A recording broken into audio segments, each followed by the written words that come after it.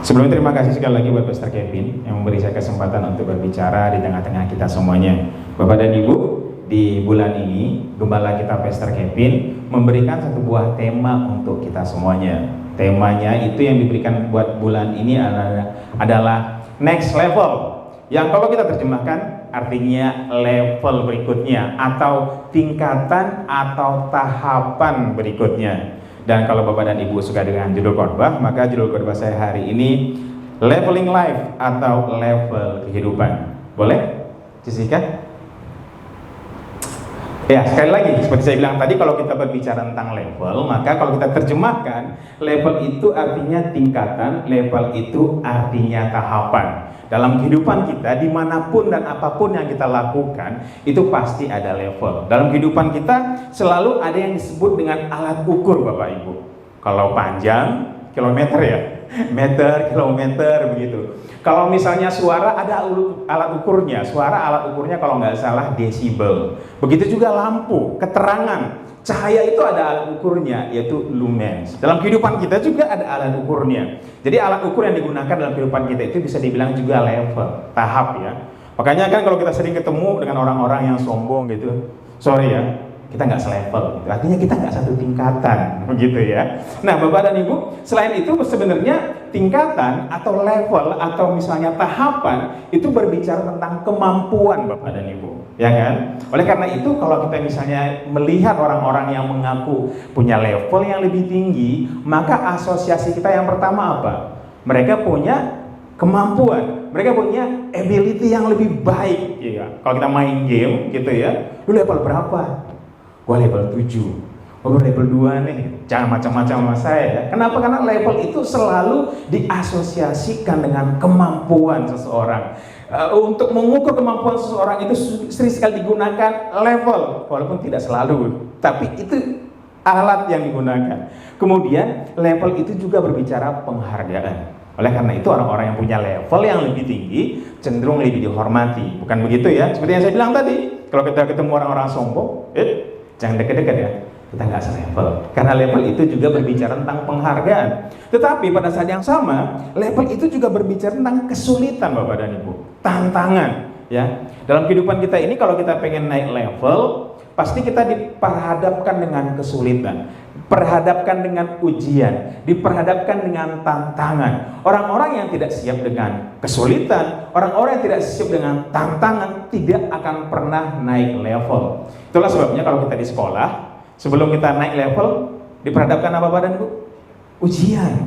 Ujian itu kita diperhadapkan dengan kesulitan. So, kalau misalnya di antara kita pada pagi siang hari ini ada yang berharap, yang berdoa, Tuhan, naikkan dong levelku gitu. Berarti pada saat yang sama engkau berdoa, Tuhan, naikkan dong kesulitan-kesulitan dalam hidupku. Karena tanpa kesulitan-kesulitan, tanpa tantangan, maka kita tidak akan bisa naik ke level yang berikutnya. Jadi kalau misalnya kita berbicara tentang level, maka saya mengasosiasikan dengan hal ini semuanya. Tapi hari ini saya tidak akan terlalu dalam membahas ini, karena nanti ada teman-teman kita yang akan membahas bagaimana how to the next level ya Pastor Kevin dan yang lain-lainnya gitu. Hari ini saya akan membahas sesuatu perenungan saya kemarin ketika saya membaca Alkitab, dan saya sudah lama sekali dapat perenungan ini gitu. Cuma kemarin waktu Pastor Kevin bulan ini next level di reminder gitu, kayaknya ini bisa saya bawa gitu. Ternyata dalam kehidupan ini Bapak dan Ibu, kita juga memiliki level kebutuhan yang berbeda-beda. Boleh berikutnya? Nah, kalau misalnya kita berbicara tentang level kebutuhan yang berbeda-beda, waktu kita masih SD, kita pasti disuruh belajar ekonomi. Dan di ekonomi itu ada 3 kebutuhan yang paling saya ingat Bapak dan Ibu. Yang pertama adalah kebutuhan hotel kita ya, premier. Kebutuhan premier. Yang kedua adalah kebutuhan sekunder. Yang ketiga adalah kebutuhan tersier. Ini adalah 3 kebutuhan yang sangat kita butuhkan dalam kehidupan, yang kita pasti bersentuhan dengan ketiga level ini. Tetapi ketika saya membaca Matius pasal yang keempat, ternyata Tuhan juga telah memberikan gambaran tentang level-level kebutuhan yang kita perjuangkan, level-level kebutuhan yang pasti sepanjang umur hidup kita akan berhadapan dengan ketiga level ini. Yang pertama adalah level makanan. Kita selalu pusing ya, ketika kita lahir, ketika kita mandiri, ketika kita mengusahakan buat diri kita sendiri, maka kita harus dituntut memiliki kemampuan untuk penghidupan, makanan. Yang kedua adalah level kekuasaan. Orang-orang yang sudah beres dengan makanan pasti akan nyari, what next? Apalagi nih gua? Oh iya, jadi ketua partai enak kali ya, jadi ketua RT enak kali ya. Maka mereka akan naik ke level berikutnya. Kemudian kalau sudah punya kekuasaan, apalagi Bapak dan Ibu? What next? Ya udah, kumpulin duit. Kumpulin kekayaan. Tapi inilah 3 level kehidupan yang bakal kita hadapi. Maka sekali lagi, orang yang masih sibuk dalam mencari makan itu tidak akan terlalu pusing dengan kekuasaan dan kekayaan. Tapi kalau misalnya sudah punya kekuasaan, pasti akan nyari kekayaan. Dan level ini sungguh disadari oleh Tuhan Yesus. Itulah sebabnya ketika Tuhan Yesus setelah datang bertemu dengan Yohanes, kemudian dibaptis, dan sebelum dia menyiapkan murid-muridnya untuk memulai 3,5 pelayanannya di muka bumi yang paling mengubahkan kita semuanya, maka Tuhan Yesus pergi ke padang gurun, Bapak Ibu. Dia pergi ke padang gurun, kemudian dia berpuasa. Setelah dia berpuasa 40 hari, ya, Bapak fun fact, Musa juga naik ke Gunung Sinai untuk menerima 2 loh batu, itu juga 40 hari, ya, agak mirip ya. Setelah dia berpuasa 40 hari, kemudian setelah dia selesai berpuasa, kemudian datanglah iblis untuk mencobai. Kira-kira kalau misalnya sudah berpuasa 40 hari 40 malam, maka yang paling dirasakan Tuhan Yesus itu rasa lapar. Pasti, karena Tuhan Yesus juga 100% Tuhan, 100% manusia. Dia lapar, dan iblis tahu akan hal ini. Iblis tahu Tuhan Yesus sedang butuh apa. Oleh karena itu, diceritakan pada Matius 4 ayat 3 sampai dengan 4, saya bacakan. Lalu datanglah si pencoba itu dan berkata kepadanya, "Jika engkau anak Allah, perintahkanlah supaya batu-batu ini menjadi roti." Tetapi Yesus menjawab, "Ada tertulis, manusia hidup bukan dari roti saja, tetapi dari setiap firman yang keluar dari mulut Allah." Yang pertama kali dicobai oleh iblis kepada Tuhan Yesus adalah kebutuhannya. Yang kedua yang dicobai oleh iblis adalah egonya. Ya, kan di sini dibilang, "Jika engkau anak Allah," ya kan? Lalu, "Jika engkau anak Allah, perintahkan supaya batu-batu ini menjadi roti." Jika engkau anak Allah itu berbicara tentang apa? Ego. Kamu itu anak Allah loh. Kamu itu powerful loh. Kamu itu kuasa kamu luar biasa loh. Ya kan? Kita pasti kalau misalnya kita secara manusia, secara daging, iya juga kan? Bukan anak Allah. Iya. Kemudian yang kedua yang dicobain adalah kebutuhan. Tuhan Yesus lagi butuh apa? Makan. Manusia jasmaninya butuh makan. Bapak dan Ibu, ini menjadi gambaran buat saya dalam kehidupan kita, bahkan sepanjang kehidupan kita akan berhadapan dengan 2 hal ini, dan kita akan dicobai dengan 2 hal ini. Yang pertama masalah ego kita, yang kedua adalah masalah makanan atau masalah perut. Dan ini Tuhan menggambarkan buat kita bagaimana Tuhan Yesus menang melawan ego dan melawan kebutuhannya. Anyway, di bulan lalu gembala kita Pastor Kevin dengan sangat baik menyiapkan materi buat kita semua tentang emotion. Dan kalau kita belajar baik-baik sepanjang bulan kemarin, emotion itu berbicara bagaimana Bapak dan Ibu mengelola hati, pikiran kita, supaya hidup kita tidak semata-mata dipimpin oleh kedagingan atau hati kita atau perasaan kita, tapi biar hidup kita dituntun oleh kebenaran firman Tuhan.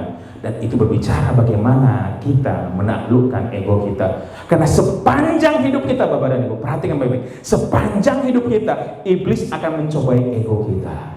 Lu gak tahu gue siapa, gitu-gitu kira-kira ya. Yang kedua adalah kebutuhan. Dan apa yang Tuhan Yesus lakukan? Supaya dia bisa menang melawan egonya, dia bisa menang melawan kebutuhannya, dia bisa menang si pencoba atau iblis itu. Tuhan Yesus mengatakan, ada tertulis.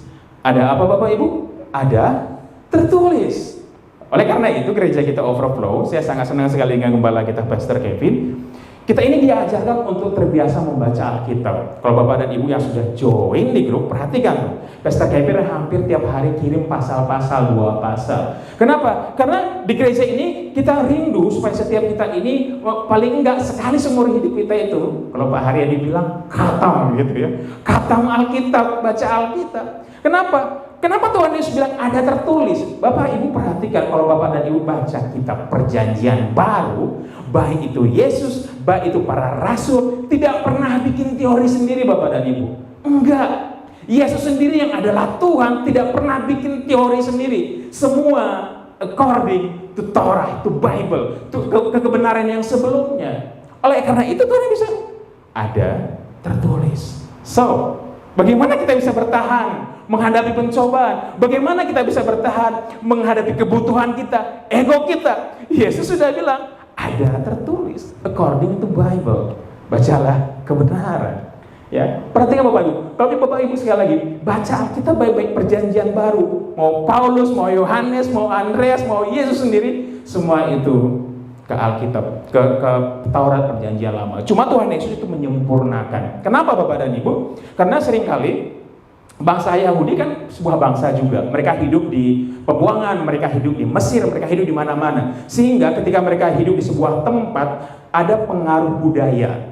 Dan itu menjadi adat istiadat mereka. Sehingga kebenaran firman Tuhan yang tadinya murni bercampur aduk dengan adat budaya. Itulah sebabnya suatu hari Tuhan Yesus berkata kepada murid-muridnya, hati-hati dengan ragi orang Farisi. Yang disebut di sini ragi adalah bagaimana adat istiadat itu bercampur-campur dengan kebenaran sehingga orang Israel lupa mana nih yang paling esensi. Dan Tuhan Yesus datang untuk memberikan ini loh yang esensi, yang itu budaya. Jadi kedatangan Tuhan Yesus seperti Tuhan Yesus bilang, dia tidak meniadakan hukum Taurat, tidak, tetap memberikan hukum Taurat, stick to hukum Taurat, tetapi membawa sesuatu yang murni, yang esensi, ya. Kok jadi ngomong tentang baca Alkitab ya? Tapi itulah Bapak dan Ibu, itulah kehidupan kita, itulah yang Tuhan Yesus gambarkan. Tuhan Yesus mau gambarkan kepada kita di sini. Ada tertulis manusia hidup bukan dari roti saja, tetapi dari setiap firman yang keluar dari mulut Allah. Artinya Tuhan Yesus bilang begini, dalam menghidupi, dalam level terendah kita, di mana kita sibuk masih mencari makan, Tuhan mau bilang, dalam mencari makanmu, dalam rotimu pun, ingatlah Tuhan, muliakanlah Tuhan. Tuhan bilang, manusia tidak hidup dari roti saja, tapi dari setiap firman keluar dari mulut Allah. Artinya, jangan khawatir Bapak dan Ibu. Bapak dan Ibu, bukankah sering kali kalau kita kepepet oleh kebutuhan, kita sering bilang, ya mau gimana ya, dia kebutuhan saya. Sehingga kita bekerja, sehingga kita berusaha, sehingga kita menghasilkan roti kita seperti dunia melakukannya. Kita lakukan kecurangan, kita tipu orang, kita merugikan orang. Padahal di sini firman Tuhan bilang, walaupun engkau kekurangan roti, engkau khawatir tentang makananmu, Tuhan bilang ada tertulis, artinya bacalah kebenaran. Artinya Tuhan pelihara kita. Usahakan dalam pekerjaan kita harus menjadi berkat. Kalau kita karyawan, biar kita bekerja, bos kita bisa merasakan Kristus dalam hidup kita. Kalau kita berusaha UMKM, usaha kecil, boleh usaha kita, orang merasakan dia ini partner yang beda ya, dia ini luar biasa ya, sehingga mulai usaha kita yang kecil ini, orang-orang atau partner kita yang berbisnis dengan kita bisa merasakan Kristus lewat kehidupan kita. Itulah yang diajarkan oleh Tuhan Yesus. Sehingga ketika Tuhan Yesus ditawarkan untuk nantang egonya, dia anak Tuhan, dia powerful, dia berkuasa, nantang kebutuhannya, dia lapar, Tuhan bisa lalu itu. Demikian juga kita Bapak dan Ibu. Yang kedua, boleh Jessica? Kemudian iblis membawanya ke kota suci dan menempatkan dia di atas bugungan bait Allah. Lalu berkata kepadanya, jika engkau anak Allah, apa itu? Ego ya, ego. Dia sentil ego lagi. Jatuhkanlah dirimu ke bawah, sebab ada tertulis mengenai engkau, ia akan memerintahkan malaikat-malaikatnya dan mereka akan menatang engkau di atas tangannya supaya kakimu jangan terantuk kepada batu. Yesus berkata kepadanya, lagi-lagi, ada tertulis, janganlah engkau mencobai Tuhan Allahmu. Di sini iblis mencobai lagi egonya. Jika engkau anak Allah, bukankah dalam hidup ini Bapak Ibu kita sering sekali berhadapan dengan pembuktian. Makanya kalimatnya, lu nggak tahu gak siapa? Saya pikir semua kita melakukannya Bapak Ibu. Saya juga sering, saya juga khilaf gitu. Lu jangan macam-macam sama gue ya. Lu nggak tahu siapa gue gitu. Itulah, dan iblis tahu persis ini. Oleh karena itu setiap tantangan selalu disentil itu. Ya. Kemudian ini berbicara tentang apa sih Bapak Ibu? Ini berbicara tentang kekuasaan. Ya, di sini iblis bilang, kalau kamu menjatuhkan diri kamu itu kan anak Allah kan ya, pasti kamu enggak akan jatuh ke tanah kok. Malaikat-malaikat pasti dengan sigap menangkap kamu. Artinya, iblis tahu, iblis mengatakan, reminder Tuhan Yesus bahwa kamu itu punya kuasa, kamu itu powerful loh, gitu ya. Jadi Tuhan Yesus ini, jadi si iblis ini sakti loh Bapak Ibu. Dia itu tahu kebenaran, tapi menyalahgunakannya untuk menipu, gitu ya. Dia bilang, jika kamu menjatuhkan diri kamu nggak akan jatuh. Kamu akan selamat karena kamu anak Allah. Kamu nggak akan dibiarkan terjatuh. Bapak dan Ibu, dalam kehidupan kita, setelah kita beres dengan makanan, kita akan pasti mencari yang namanya kekuasaan. Mencari kekuasaan, mencari jabatan, mencari posisi adalah satu hal yang penting dan harus kita lakukan dan kita usahakan dalam kehidupan kita.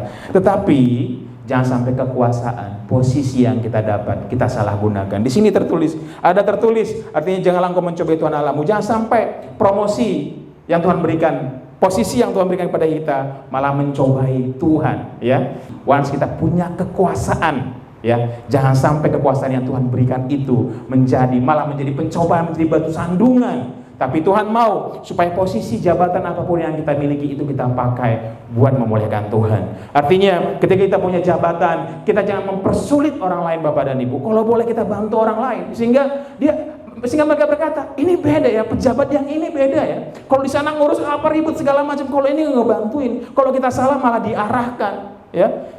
Jadi Tuhan mau dalam jabatan, dalam posisi apapun yang kita miliki, Tuhan mau supaya orang lain bisa mengalami Kristus melalui jabatan yang kita miliki. Jabatan tidak selalu berbicara tentang pemerintahan atau di level manajemen.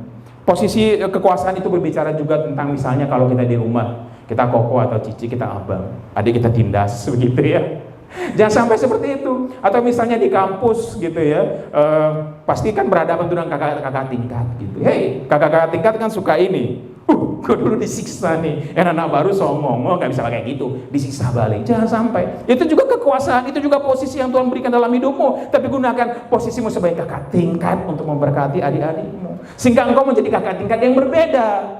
Angkatan yang tahun kemarin itu sadis kejam, tapi angkatan yang ini luar biasa ya. Kakak tingkat yang ini luar biasa ya, malah mengarahkan adik-adiknya untuk ngajarin kita mana yang benar. Artinya segala level, segala relasi kekuasaan yang kita miliki, kita harus gunakan untuk memuliakan nama Tuhan. Sehingga melalui posisi yang kita miliki, orang bisa mengenal dan mengalami Kristus. Bapak dan Ibu, tinggal menunggu waktu saja. Setiap kita di tempat ini akan masuk dalam level kekuasaan, level posisi. So remember, jangan main-main. Jangan jadikan promosi yang Tuhan berikan dalam hidup kita menjadi batu sandungan. Yang ketiga boleh? Yang ketiga adalah Matius 4 ayat 8 sampai dengan 10. Saya akan bacakan buat Bapak dan Ibu. Dan iblis membawanya pula ke atas gunung yang sangat tinggi dan memperlihatkan kepadanya semua kerajaan dunia dan kemegahannya, dan berkata kepadanya, semua ini akan kuberikan kepadamu jika engkau sujud menyembah aku. Maka berkatalah Yesus kepadanya, enyahlah iblis, sebab ada tertulis, engkau harus menyembah Tuhan Allahmu dan hanya kepada Dia saja engkau berbakti. Bapak dan Ibu, level tertinggi ketika kita sudah punya kuasa, kita sudah punya cukup makanan kita sehari-hari, roti kita udah cukup, maka kita akan memiliki kecenderungan untuk menumpuk kekayaan. Ya, kekayaan itu sebenarnya di zaman sekarang itu agak unik. Kalau dulu kekayaan itu berbicara tentang materi, tentang properti, benar ya. Kalau misalnya Ko Effendi kaya, diukur dari rumah Ko Effendi berapa, gitu ya. Mobilnya berapa. Tapi di zaman sekarang ternyata sangat menarik, kekayaan itu sekarang udah terbagi 3 Bapak dan Ibu. Kalau Ibu perhatikan, yang pertama adalah kekayaan materi seperti saya bilang tadi, mobil, rumah, tanah. Kekayaan yang kedua adalah karya. Maka sekarang ada haki kan, hak kekayaan dan intelektual gitu. Selain namanya karya, yang ketiga ada satu buah harta yang kita suka abad. Yang ketiga itu fame atau influence. Oleh karena itu kalau kita lihat, seringkali kita lihat ada artis-artis yang dia nggak bisa masak, misalnya Jono gitu ya. Artis top viral Jono gitu ya. Jono ini nggak ngerti masak ya, dia nggak tahu tentang F&B, dia nggak ngerti sama sekali. Tapi tiba-tiba si Jono bisa buka ayam geprek Jono gitu ya. Dan cuma memperlihatkan ketenarannya, dia nggak ngelakuin apa-apa, karena namanya dipakai dia bisa menghasilkan apa? Cuan, dia bisa menghasilkan uang. Jadi di zaman sekarang itu kekayaan itu ada 3, ada fisik, ada yang namanya karya, yang ketiga ada namanya influence atau fame. Nah, Bapak dan Ibu, influence kita harus perhatikan juga. Jangan sampai pengaruh kita itu membuat orang menjauh dari Tuhan. Jangan sampai kekayaan kita salah gunakan membuat orang menjauh kepada Tuhan atau melukai orang lain. Bapak dan Ibu, setiap kita punya influence, setiap kita punya pengaruh. Mungkin saya nggak sebesar Daniel Manantas, dia bisa mempengaruhi ratusan juta, puluhan juta di Indonesia.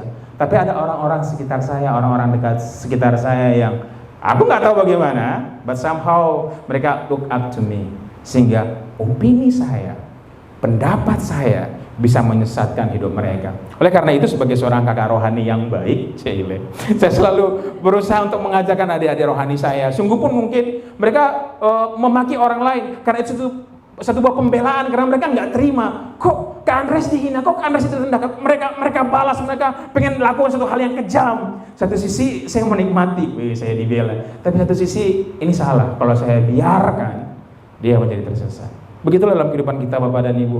Kita juga harus bertanggung jawab tentang kekayaan kita, baik itu materi, baik karya kita, dan juga baik influence atau pengaruh yang kita miliki.